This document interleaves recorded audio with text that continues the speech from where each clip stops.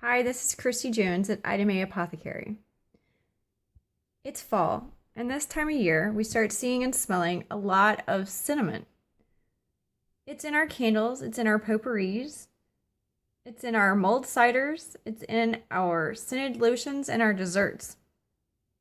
I want to talk to you a little bit about the medicinal properties and benefits of that wonderful culinary spice we all know and love, cinnamon. Cinnamon, as we know it, is actually the bark of the cinnamon tree. We usually see it as the dried and curled bark of that tree, or as the ground and finely powdered bark of the tree.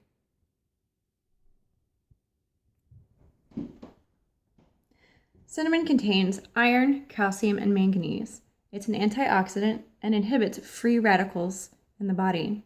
Some studies show that cinnamon has anti-clotting actions, and according to a study in the American Diabetes Association journal, Diabetes Care, cinnamon can be effective to improve glucose and lipid levels in those with type 2 diabetes. Cinnamon has antibiotic properties, anti-tumor, and anti-cancer properties, and it may even inhibit Alzheimer's disease. Cinnamon can help to prevent nausea and vomiting. It can help diarrhea, loss of appetite, amenorrhea, muscle and gastrointestinal spasms, flatulence, infection, enuresis, and menopausal symptoms. It's used topically in mouthwashes, suntan lotions, and toothpaste. Cinnamon has shown to have in vitro effects against E. coli, Salmonella, Listeria, Haemophilus influenzae, strep, and staph. I have several varieties of cinnamon to show you today. Right here we have cassia cinnamon, or Chinese cinnamon, and this is what is most frequently sold in the stores here in America. And as you can see, it's a little different than these others that I'm going to show you in a second. This is Indonesian cinnamon. Over here we have Ceylon cinnamon. And they are a little bit different. This one is the one that you probably have in the store. And it is round. You're going to see that it is very different than these other two. The Ceylon cinnamon usually can't see through it, and it's usually a little lighter in color than the others. The Indonesian is fairly similar to the cassia or Chinese cinnamon that you usually get in the store. The Ceylon cinnamon over here is not quite as hard in texture as the cassia cinnamon, which is very, very hard. But I want to say that the cassia cinnamon is more fragrant. It's also a darker orange. Over here I have the powdered versions here. I have the cassia or Chinese cinnamon, which is the one that we typically see in the stores here. I have a Saigon cinnamon.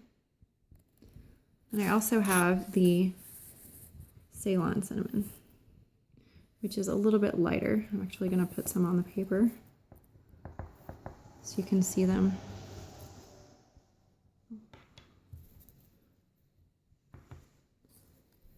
So you can see the Ceylon is a little lighter in color.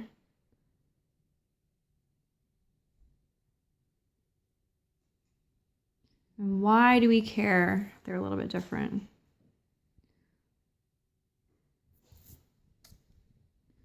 Well, all of these have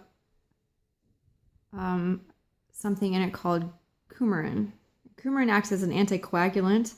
If you're on a blood thinner such as warfarin, you should avoid cinnamon in large amounts. In very large amounts, this can be hepatotoxic, meaning it can damage the liver. Well, how much is too much?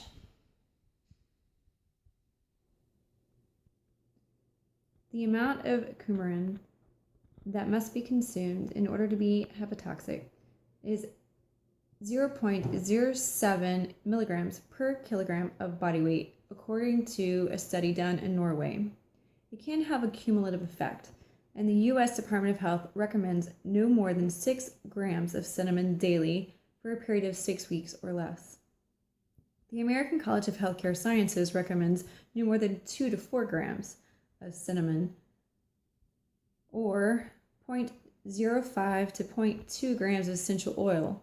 That's 1 to 4 drops daily for a period of 6 weeks or less. Now, I mentioned all the different types of cinnamon because Ceylon cinnamon has less coumarin than the other types of cinnamon. Ceylon cinnamon has 0.03 to 0.04% coumarin, whereas other types have 0.4 to 0.8% coumarin. Now, individuals who have a heart condition such as high or low blood pressure or congestive heart failure should be particularly careful when trying a cinnamon preparation, and they should be very careful not to exceed any recommended dosage. As always, please check with your general healthcare practitioner before trying any herbal remedy.